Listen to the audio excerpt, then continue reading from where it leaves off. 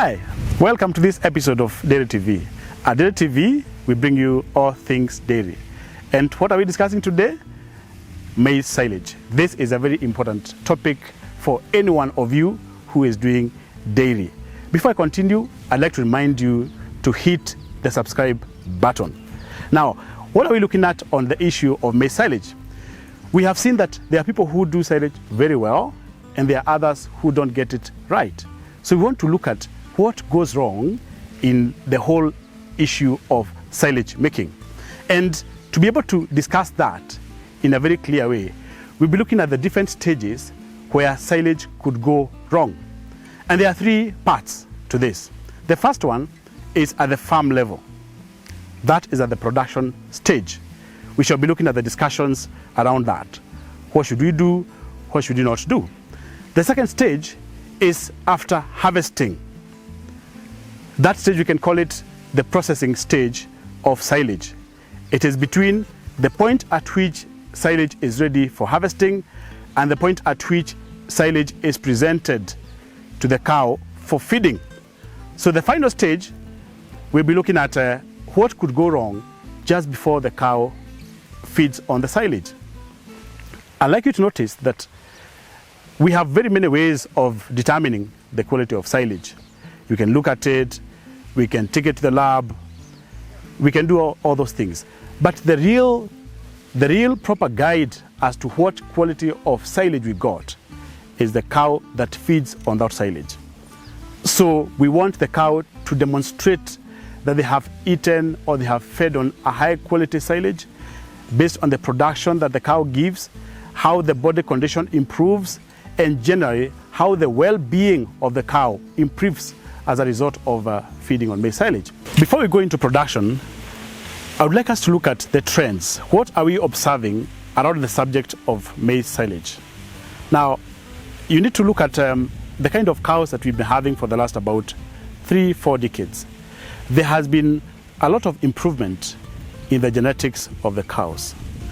Breeders have done a good job. We are not sure whether the people who are feeding have also done an equally good job. So what we have ended up with is genetically improved cows, but not having a matching feed that can be able to give us full value or near full value of the genetics that we have improved.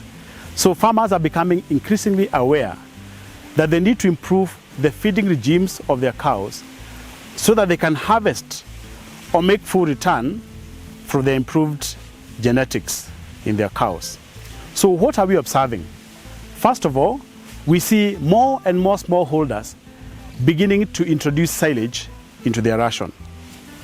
They have been feeding napier or they have been feeding grasses.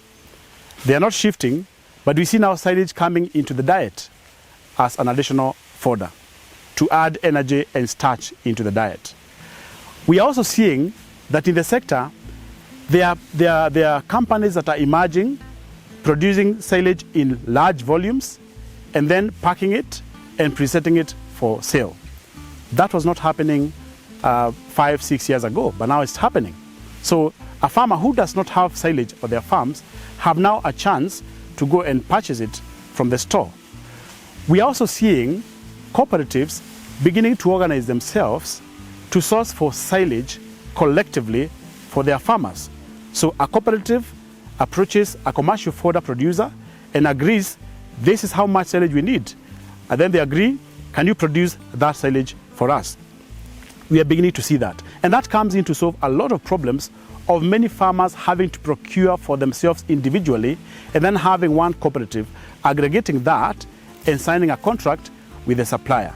What else are we seeing? We are seeing smallholder farmers beginning to develop bunkers, small tanks, tubes, and putting silage on their own, preserving on their own. Well, some of them may not have silage enough to carry them through the whole year, but that we are beginning to see more and more of that, of having a small bunker here and there among the smallholders, so that they can be able to feed silage from their own farms. Those are things that we are beginning to see.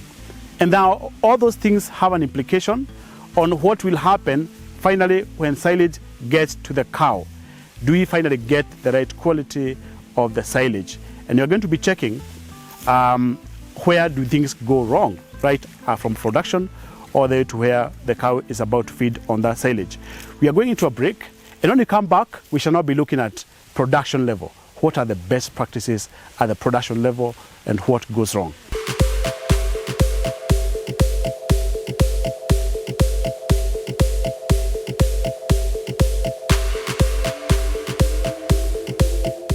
For a long time, Kenya Dairy Board has been conducting testing services without having a good infrastructure, to provide for the accurate testing facilities as such.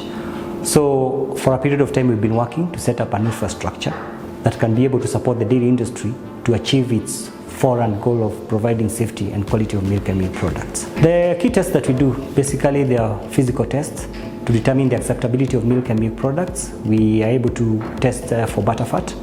We're able to test for acidity. We're able to test for other added constituents of milk and milk products, which basically give an indication of how the milk is in terms of its quality.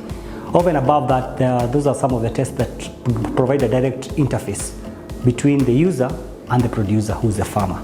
Over and above that, we also do other tests, which are chemical tests, basically to know how the nature of the milk in terms of its chemistry is concerned, because that is key, because it provides a framework where you can be able to know whether that milk is safe for use depending on its chemical constituents. We are also able to do the microbiology analysis to be able to know what are the constituents of the milk in terms of the microorganisms that exist, so that we can be able to know how safe is that milk and milk products. The industry needs to understand this because it's important, because it affects the nature of how they consume their milk and milk products. If the milk is not safe, then chances are that they'll get some problems which they'll not be able to associate with, and the National Dairy Regulatory Laboratory of Kenya Dairy Board provides that infrastructure for those services to be provided to them.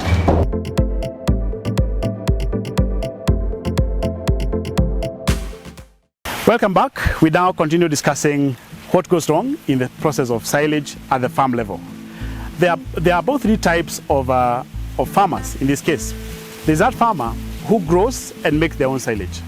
There's another farmer who grows part of their silage, but then buys the rest of the silage in the course of the year. And there's that farmer who buys all the silage they need for their farm because they can afford it and the price at their farm allows them to do that. But then for all these categories of farmers, as long as you are a user of silage, we are all looking at one thing, that you can get a high quality silage. And what does that mean, high quality? That the land gives you a high yield. Some people are getting 16 tons, 18 tons in an acre, 15 tons, but we still have people who are getting below 10 tons an acre. But again, you're also looking at quality, getting the high levels of energy, of starch, so that silage in the diet plays the role of silage as intended. Instead of getting silage that is low on starch, low on energy, it is not digestible, and then you lose the value of the silage that you grew on your own farm, where you could have grown something else, or silage that you bought with your money, which could have bought something else, like minerals or dairy milk or whatever it is. So we are all looking for a good quality silage. So where does it all begin? At the production level, this is where things can go wrong. And I would like us to look at several things here at the production level. First of all is a soil. How well do you understand your soil? And is it that kind of a soil or agroecological climate that favors the growing of maize? Or is it a region where the soils no longer support the growing of maize? Maybe that's why we are getting farmers harvesting 4 tons of silage in an acre, which is too low, when someone else is getting 4 times that, 16 tons of silage within the same country, different regions. So how is the soil? That we always encourage farmers to check that by taking their soil to the lab and having to check what is missing in that soil and what needs to be added so that the soil can support that crop. In the event that your soil can support a maize crop, that's a good idea to think about what else can I grow instead of putting silage here, getting 4 tons, but after putting all the inputs required, and then I lose my money. It's not a bad idea to say, maybe my land can support maybe another forage protein, can support Napier, can support Desmodium or Lucerne. then you don't have to do with maize. You can then plant your diets either without silage or have to buy silage and plant something else that your farm can be able to support. So that is if the soil is irredeemable. It cannot be corrected to support the growing of maize. Then two, when the soil is checked, there are chances where fertilizer can actually be able to slowly correct the condition of the soil. Whether it's coming from manure or from commercial fertilizers, whatever it is, the people who do soil analysis are able to advise you on what to do, whether to abandon or to slowly improve the soil, acidity, or other characteristics of the soil. But then let's go to the other parts of what determines the production level. The management of the crop when it is a farm goes beyond the soil. It is the seed. Which seed did you grow? And where did you buy it from? Where was it developed to be grown? There are some seeds that are developed for a certain context. If you talk to seed experts or seed companies, they're going to tell you this variety is suitable for this area, and you cannot therefore take that variety to another area and expect it to respond the same way as it would respond for the area where it was developed for. So the seed selection is very important. You have to be sure that you got the right seed for your area and you have been given all the requirements for planting that particular seed. Then we go to the issue of land preparation. How did you prepare your land? We have a lot of practices in land preparation, and we have some bad practices where the soil is exposed, it loses moisture, and therefore the soil value reduces, and it's not as though the soil was suitable for maize silage production. A lot of moisture is lost because of exposing due to the method of land preparation that is used. There has been a lot of discussion between the issue of chisel plowing and disc plowing, and experts say that any method of tillage that exposes soil is actually reducing the ability of your soil to support a good crop. So you need to discuss very carefully with the people who are doing your land preparation, that contractor who you hire, what kind of tilling are they doing, because that will determine your productivity. Then we go to the matter of planting. How do we plant? Planting is about spacing. What kind of spacing are you doing? Now, spacing can be in two ways. We can be talking about spacing between one row and the other, or spacing between one plant and the other within a row. So we have farmers who are doing 90 by 30 centimeters. We have some farmers doing 75 by 25 centimeters. And we still have farmers doing a narrower spacing because their lands are able to support that. They have the water, they have the fertilizer, and their soil is able to support that kind of plant population when the spacing is narrow. So for you to be able to have a high crop in terms of production, yield, and quality, then we need to have more crops in a given 1 meter square, say, or given space. That would mean that to be able to fit more crop in a small space, then we need to have narrower spacing. But is it all farms that can be able to support narrow spacing? We need to look at that. So farmers who get higher production per acre are farmers who have had narrow spaces between plant and the other, or between one row and the other. But other farmers who have much lower yield are farmers who have wider spacing, and that could be informed by the fact that their soil cannot support a high plant population. So they have to space a bit wider so that the soil nutrition is enough to support the number of crops within that space. So we shall continue discussing the issues of production, but I would like us to, first of all, think about those three: the issue of soil, the issue of seed, and the issue of spacing. And now we are moving to the management of that crop. Because those three things, if they go wrong, then there's no way you can be able to reverse the bad effects of getting it wrong on seed, soil, and spacing when the crop is already now growing. We are also saying that in this farm, you have been able to determine how much water from the rain or from irrigation you can be able to get so that your crop does not fail along the way. Perhaps that is why banks are saying that for us to give you money to make a commercial production of silage, you need to assure us that you have some form of irrigation, because the rain-fed system might fail you and then we end up not getting our money back. So it's giving an assurance that besides the soil being okay, the seed being okay, having done proper spacing, that we have water to support that crop so that we get a proper yield that we are looking for and yield also comes with quality. Let's talk about the management. What does that mean? Now we have to discuss the issue of fertilization. We have to talk about the issue of pest control and also weeding. The crop is now growing. It has started off well. Observe the fertilization that comes with growing. There are some farmers who are saying that I don't like to do my phosphate fertilizers at the time of planting. I would like to do it when the maize emerges. Farmers have their own experiences. Sometimes they have learned their lessons and they like to do what they have seen working. So we don't like to prescribe and say, put fertilizer on your growing. I think it's also good to observe what kind of experiences farmers have had. There are those who've got good results by putting the fertilizer, not at planting, but after about 3 weeks. Then the top dressing that comes much later, 1-2 months after when the crop has already emerged. And then the issue of pests. We have had a very big threat on fall armyworms. How do you deal with this? If you talk to your advisor on agronomy, pest control, they're going to tell you which is the latest chemical that they're using to deal with that.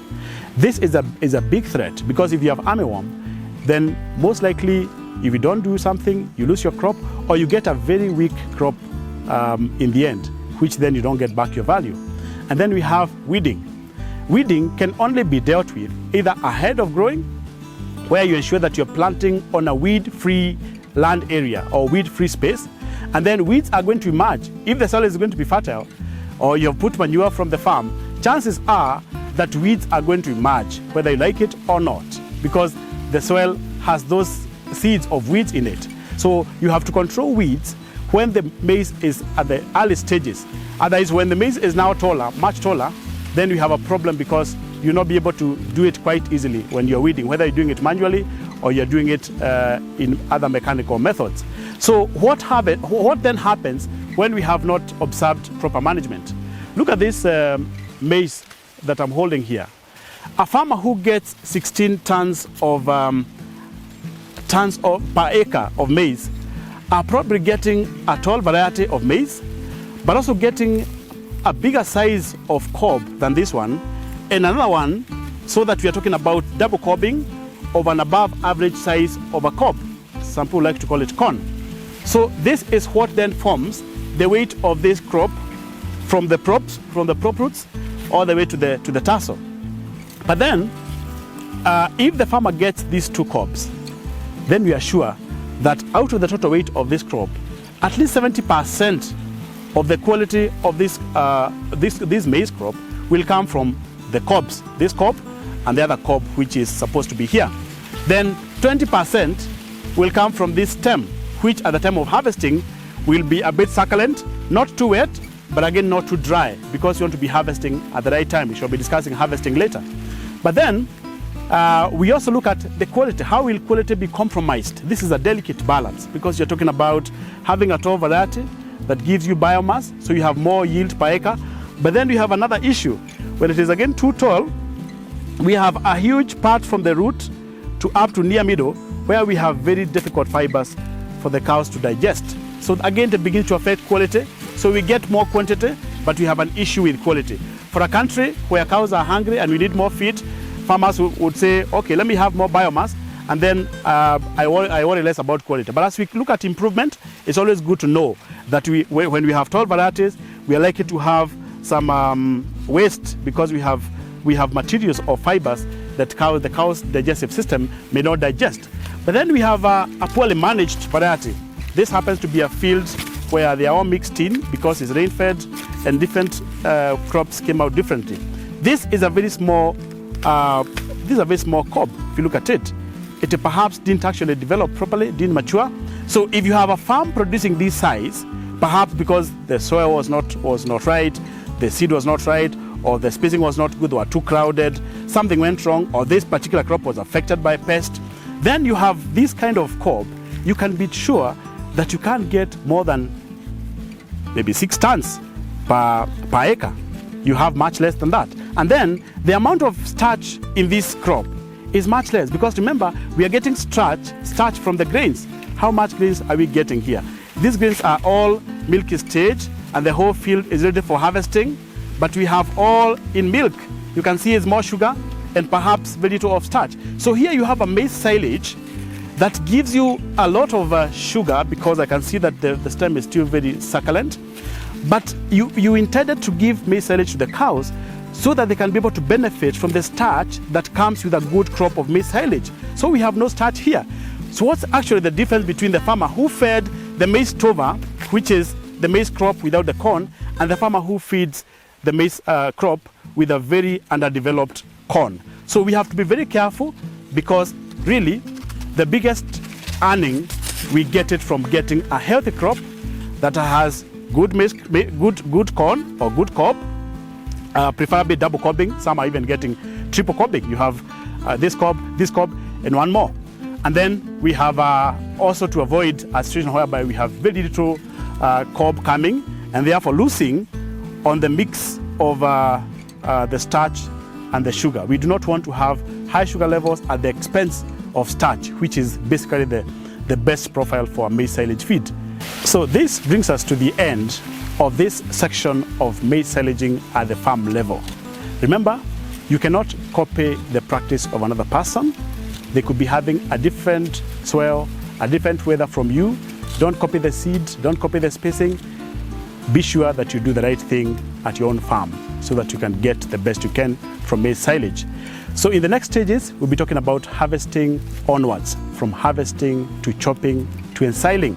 So be sure to join us in the next stages. About land preparation, we have done another video on the same channel. Please look out for it so that you see which are the best ways to prepare your land for maize. Do not forget to hit the subscribe button so that you can continue receiving this information from this channel.